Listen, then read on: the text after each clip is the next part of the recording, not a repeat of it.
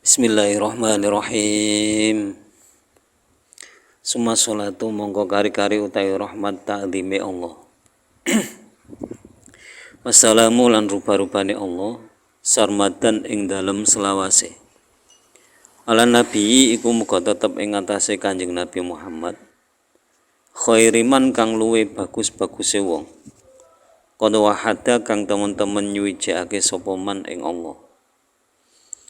Wa alihi lan keluargane Kanjeng Nabi, wa sahbihi lan pira-pira sahabate, wa man lan wong. Tapi kang manut sapa man sabila dinil haqi ing dalane agama kang bener. Wa mubtadi'a hale ora ahli bid'ah. Ai assalatu wassalam. Rahmatullahi iku rahmate Allah. Aral makrunatu kang den barengi apa rahmatullah bita'zimi kelawan ngagungake. Wa tahiyatuhu lan penghormatane Allah ikatu kang patut bihi kelawan tahiyat sallallahu alaihi wasallam sapa Kanjeng Nabi Muhammad sallallahu alaihi wasallam. Kainatani tur tetep karone selawat lan salam alaman ing atase wong dzikira kang musden tutur sapa man. Nadhoman yang ketiga dan keempat ini menceritakan atau menjelaskan tentang membaca sholawat dan salam. Nah, bacaan sholawat dan salam ini diaturkan kepada baginda besar Nabi Muhammad SAW yang disifati oleh Kiai Nazim dengan khairi man qad wahada, yaitu sebaik-baik orang yang bertauhid kepada Allah. Sholawat dan salam pula tercurahkan kepada keluarga Nabi, sahabat-sahabat Nabi dan orang-orang yang mengikuti jalan agama yang benar, yaitu bukan yang ahli bid'ah. Penjelasannya, yang dimaksud dengan rahmat, yang dimaksud dengan sholawat itu sama-sama rahmat, tapi kalau dengan mengucapkan sholawat itu rahmatullahi al-makrunatu bitta'zim. Jadi yang dimaksud dengan sholawat itu rahmat Allah yang dibarengi dengan keagungan. Nah, sedangkan salam itu at-tahiyatu Allah ikatu bihi sallallahu alaihi wasallam. Nah, salam itu penghormatan yang patut, yang sesuai, yang memang seyogyanya untuk Nabi Muhammad sallallahu alaihi wasallam. Dan kedua-duanya itu semoga juga tercurahkan kepada keluarga, sahabat, dan orang yang mengikuti jalan agama yang benar.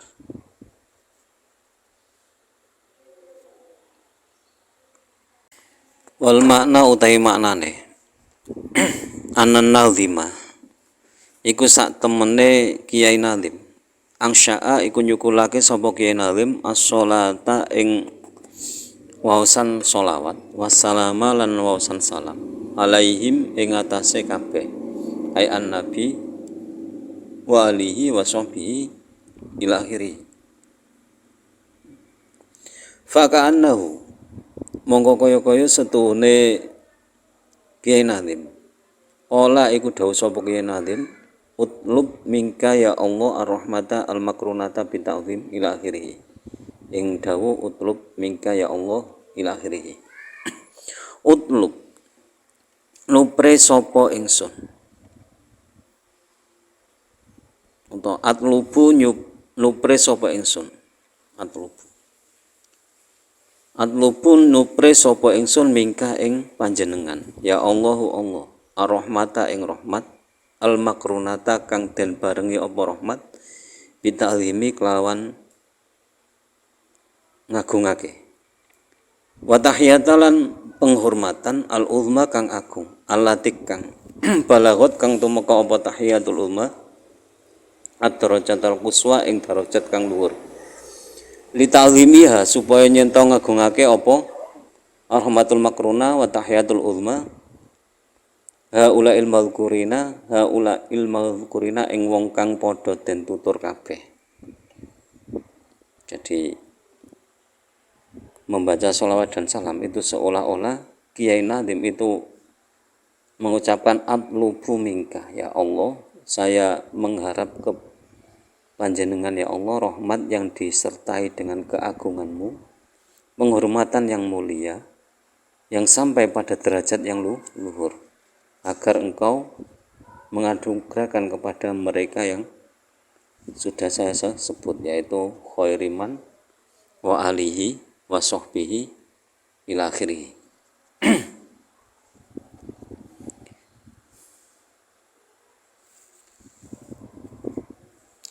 Wa qauluhu sarmadan, wa qauluhu utawi dawuh Kyai Nazim sarmadan rupane dawa sarmadan, aida iman tegese iman, maknane langgeng.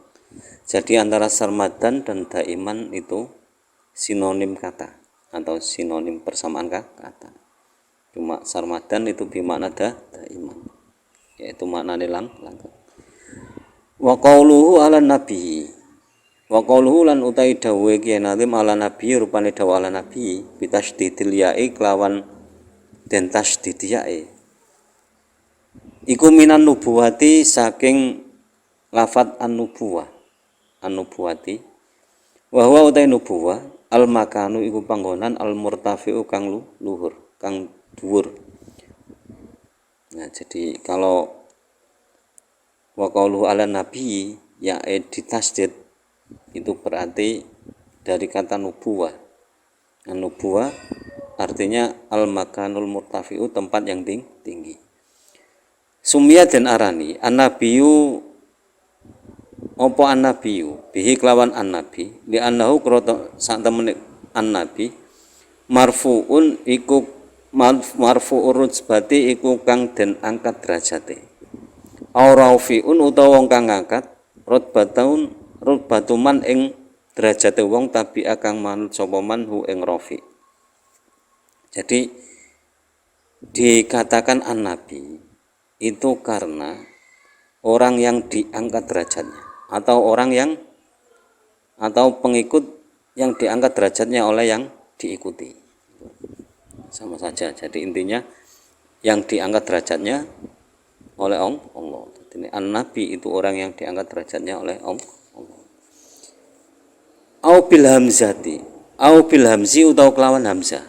Jadi tadi dengan ya, tadi nubuwah, sekarang dengan hamzah. Minan nabai saking lafat an-nabai. Bitakhriqil ba'i kelawan kafat haba'i. Wa huwa utai an-naba al-khobaru iku khobar. Ya, jadi kalau an-nabi itu dari kata, kalau menggunakan hamzah berarti an-naba, an-nabaun. Kalau an-nabaun berarti maknane iku wa huwa al-khobaru, maknane khobar, berita. Li'annahu krana sak temene an-nabi mukhbirun iku wong kang awe kabar, au mukhbarun utawa wong kang den khabari anillahi ta'ala saking Allah ta'ala. Jadi kenapa kok disebut naba, dari kata naba berarti ini kabar? Karena nabi itu orang yang memberikan kabar atau orang yang diberi kabar dari Allah. Itu an-nabi.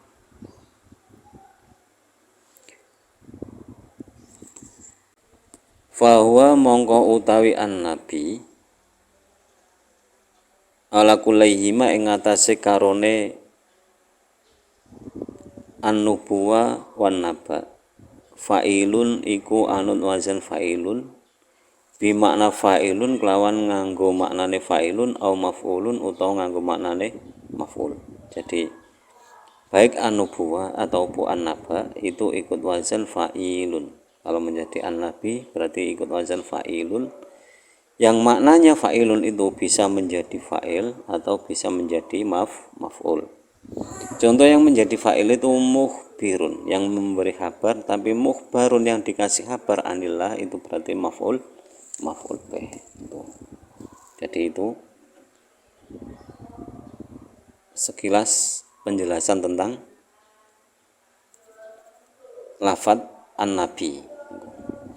Wa abaron lan gawe tetembungan an-nazimu sapa Kyai Nazim bin nabi kelawan lafadz an-nabi, walam yu'abbar lan ora pisan-pisan gawe tetembungan sapa nazim bi rasul kelawan ar-rasul, isyarahu iku awe isyarah sapa nazim hu ing an-nabi ila annahu maring sak temene an-nabi Yustahaqqu iku ngehaki sapa an-nabi as-sholata ing sholawat wassalama lan salam. Ya, jadi kenapa kok Kiai Nadim dalam menulis nadzumannya kok bukan ala Rasul tapi ala Nabi? Karena pesan yang disampaikan oleh Kiai Nadim itu annahu yustahaqqu sholatu wassalam. Dadi an-nabi iku berhak menyandang sholat wassalam.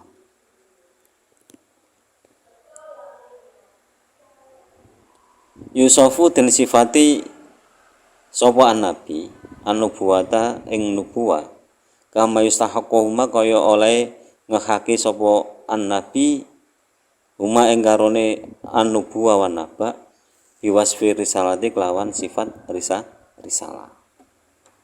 Nah, jadi an-nabi itu disifati nubuwah. Nubuwah itu kemarin yang menjelaskan tentang nubuwah itu makanul murtafi itu.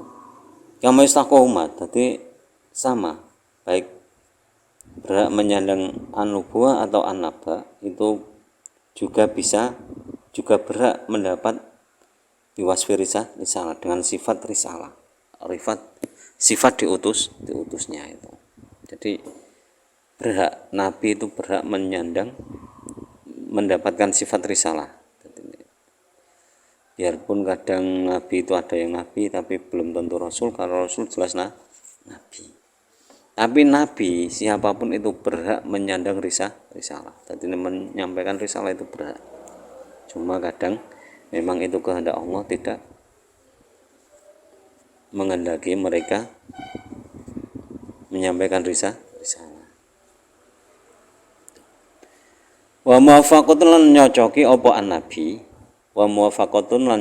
apa an-nabi li qaulihi ta'ala maring dawuhe Allah taala. Rupane dawuh innallaha wa malaikatahu yusholluna 'alan nabi. Innallaha setuhune Allah wa malaikatahu lan malaikate Allah. Yusholluna iku padha maca selawat sapa Allah wa malaikatahu 'alan nabi ing atase Kanjeng Nabi Muhammad.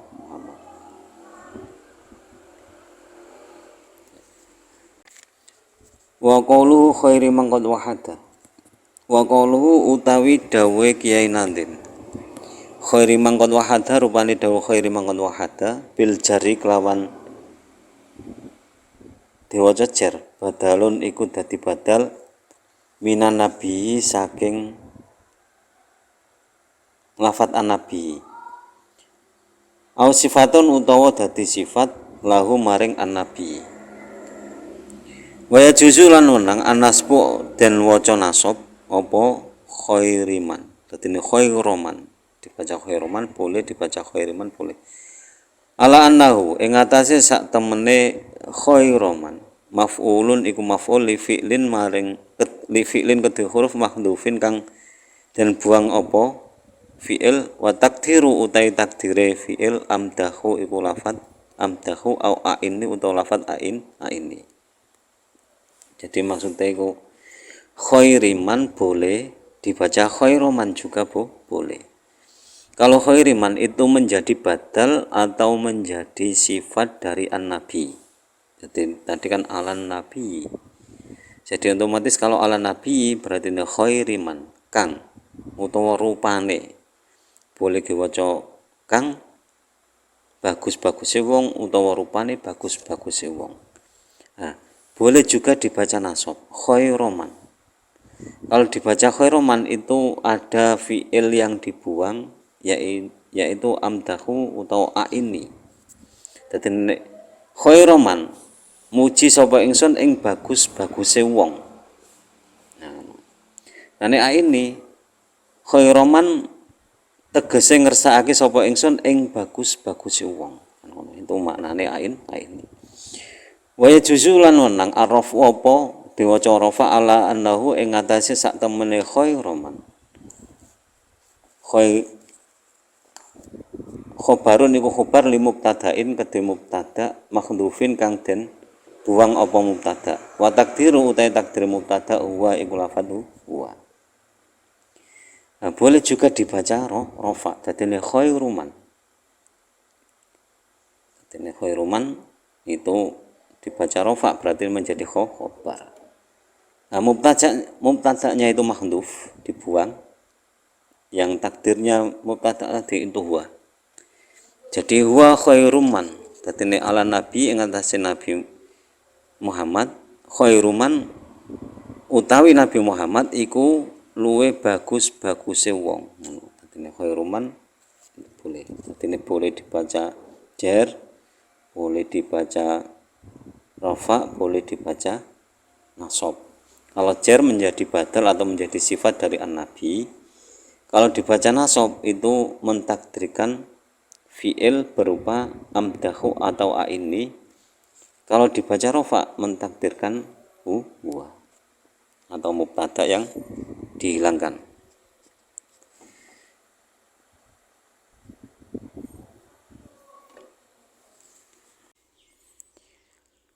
Wa hadza utawi ikilah arafu wa hiya hadza al-ula iku luwih utama min jihati ta'zimi saking arahe ngagungake.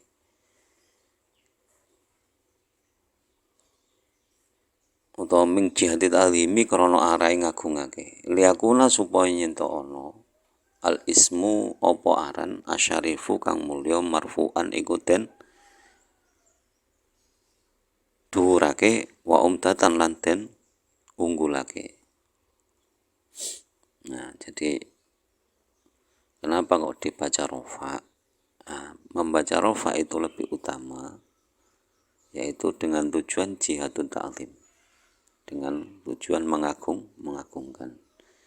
Karena nama-nama yang mulia itu harusnya diagungkan, ditinggikan dan dimuliakan.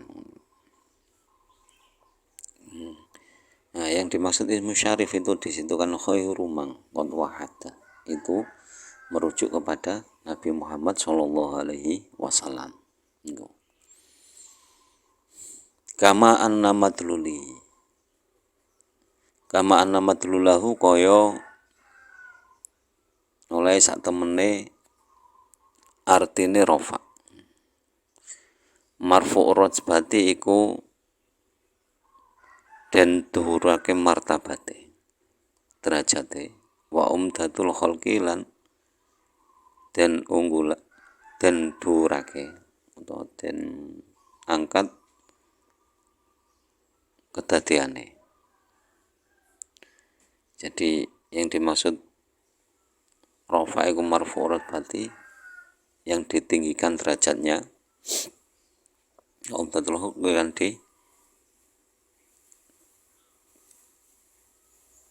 tinggikan wujudnya. Jadi Kanjeng Nabi itu derajatnya yo tinggi, terus wujudnya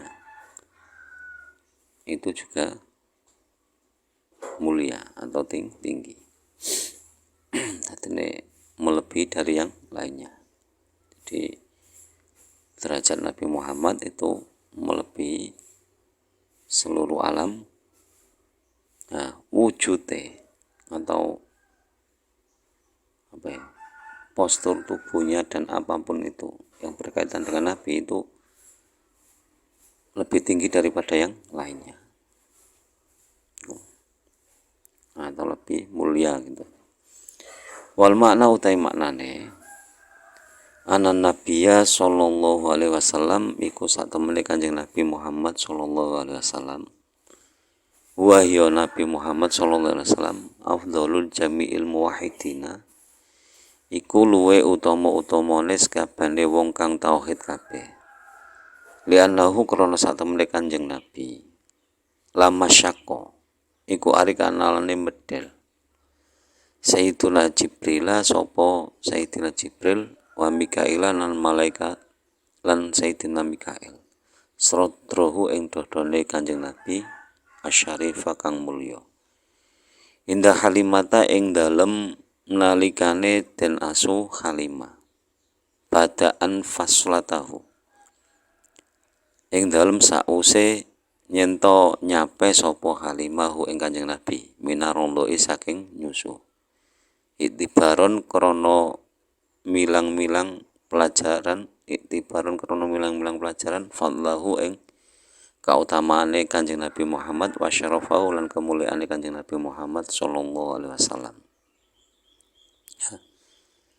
Wa qasahu lan utawi bandingane Kanjeng Nabi Muhammad sallallahu alaihi wasallam.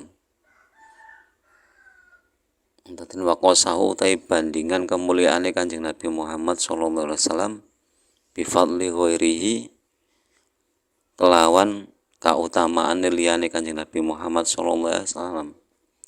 Farajaha mongko luwe unggul sapa Kanjeng Nabi Muhammad sallallahu alaihi wasallam wa zada lan tambah bi alfi min ummatihi kelawan 1000 saking umat Kanjeng Nabi Muhammad sallallahu alaihi wasallam dawil fadli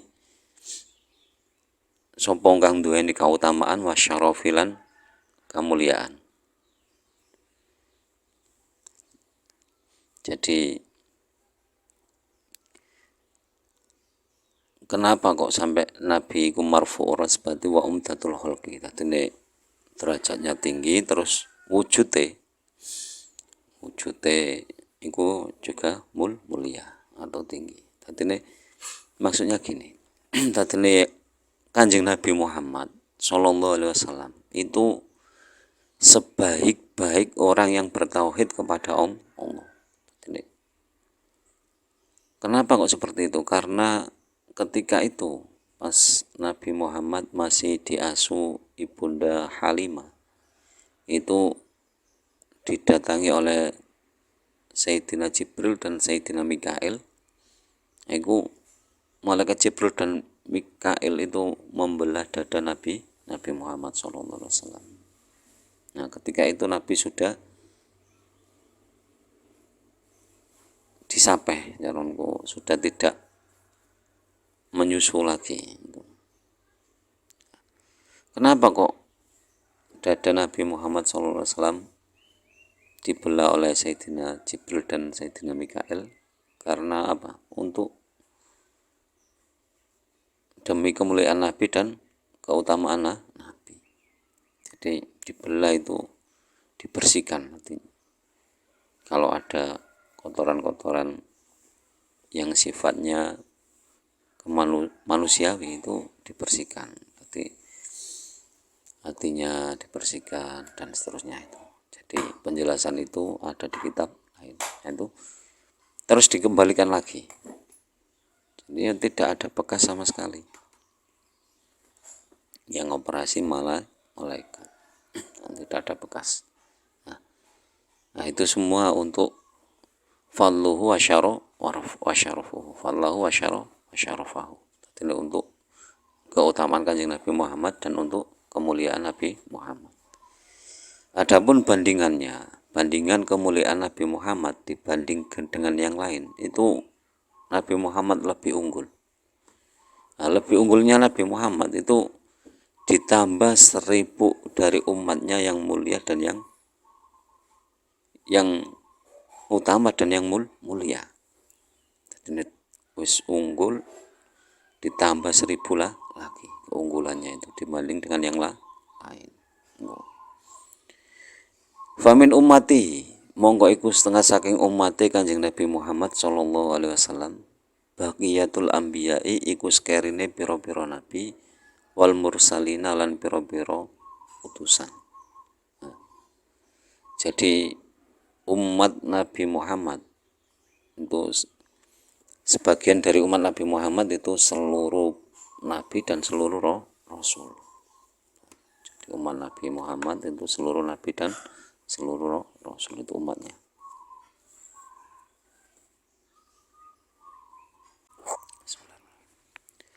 Walidha lan krana are mengkono-mengkono wa qasahu bi fadli ghairihi ila akhirih. Qala dawu sapa Muhammadun Muhammad al-Busairi fil burdati ing dalem kitab burda atau qasidah burda burda. Mim bahril basiti saking bahar basit. Faqon nabiyina fi khalqi wa fi khuluqin walam yudanu fi ilmi wala karamin wa kulluhum mi rasulillahi multamisun urfa minal bahri aw rashfa minan tiyami. Faqo ngungkuli sapa Kanjeng Nabi Muhammad annabiyina ngalahake ing pira-pira nabi kabeh fi khalqin ing dalem kedadiane wa fi khuluqin lan ing dalem akhlake. Walam yudanuhu lan ora pisan-pisan ngalahake sapa kabeh ai nabiyin hu ing Kanjeng Nabi fi ilmin ing dalem ilmune wala karomin lan ing dalem kemulyaane. Wa kulluhum utawi saben-saben kabeh nabiyin min rasulillahi saking pira-pira utusane Allah multamisun iku nyesep sapa kulluhum saking Kanjeng Nabi warfan ing sak cawukan minal bakhri saking banyu segara aw rashfan utawa sak tetesan minat diami saking banyu udan. Wal makna utai maknane annahu sak temene Kanjeng Nabi wal makna utai maknane annahu iku sak temene Kanjeng Nabi Muhammad sallallahu alaihi wasallam fadlun nabiyina iku luwih utama-utamane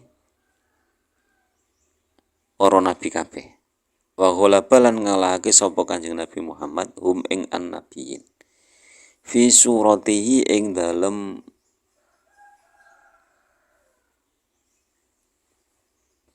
rupane Kanjeng Nabi Muhammad sallallahu alaihi wasallam.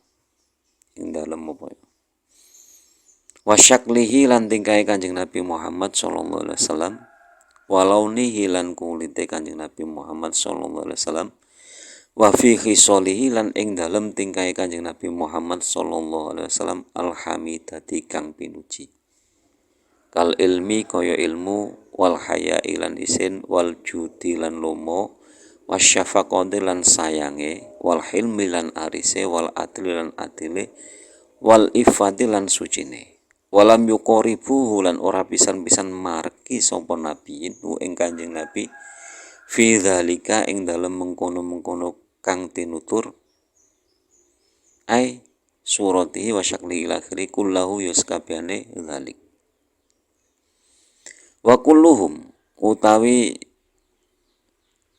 sakabehane annabiyin akhirun iku wong kang ngalap min Rasulillahi sallallahu alaihi wasallam saking Kanjeng Rasul Muhammad sallallahu alaihi wasallam mutarofan ing sak cawukan minal bakhri saking banyu segara au mason utawa sak tetesan minal matori saking banyu udan ada imi kang tetep.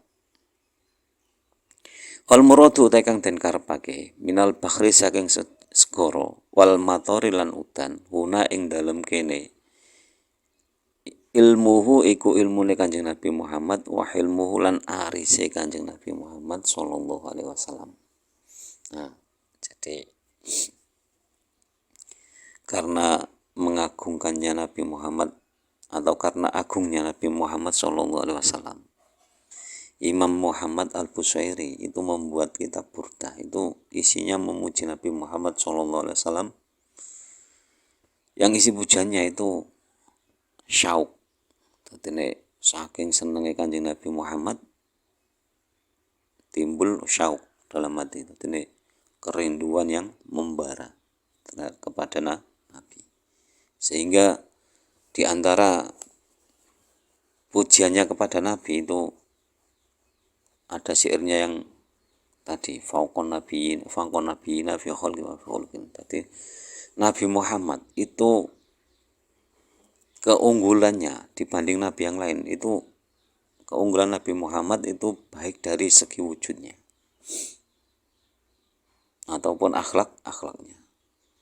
Jadi nabi ku postur tubune iku luwih apik tinimbangane nabi yang lain.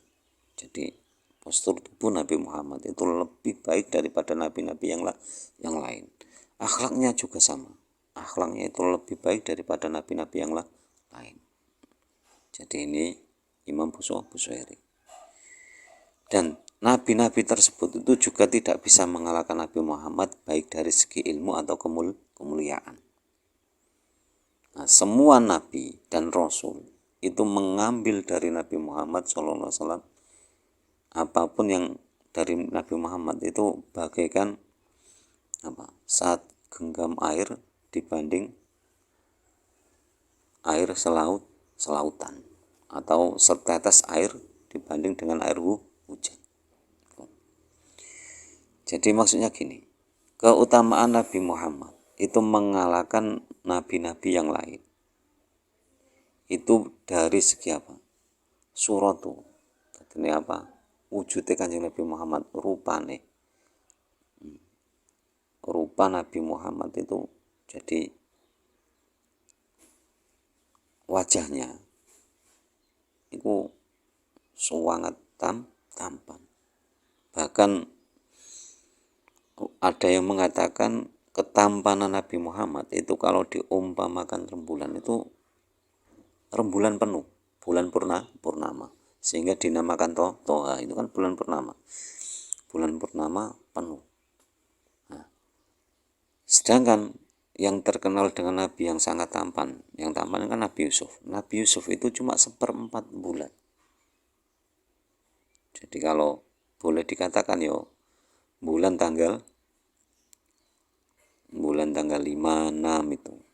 Tapi kalau Nabi bulan tanggal malam 15. Bandingannya seperti itu. Terus tingkahnya Nabi, jadi tingkah laku Nabi itu tidak ada bandingannya. Terus warna kulitnya, launuhu itu kulitnya Kanjeng Nabi wis bagus banget. Terus tingkah sing mulia-mulia, tingkah yang baru, hisolun itu tingkah yang baru, yang mulia-mulia seperti ilmu. Jadi ilmu Kanjeng Nabi tidak ada bandingannya. Hayau, jadi malunya Kanjeng Nabi tidak ada bandingan. Terus judu lomane suka mengasihi. Jadi dermawannya Nabi itu nggak ada bandingannya. Syafaqo, kasih sayang Nabi juga tidak ada bandingannya. Hilmun, arisnya kan Nabi, jadi sangat sabar. Terus adile Kanjeng Nabi juga itu. Terus ifa, kesuciannya. Jadi Kanjeng Nabi itu sangat ifa, menjaga kesucian dirinya itu tidak ada bandingannya. Dan walam yuqaribu fi dzalika kulluhu wa kulluhum akhidhu min rasul. Jadi semua nabi dan rasul itu tidak bisa mengalahkan Nabi Muhammad. Nah, semua nabi dan rasul itu mengambil dari Nabi Muhammad itu bagaikan saat genggam air dibanding dengan air lautan, atau setetes air dibanding dengan air hujan.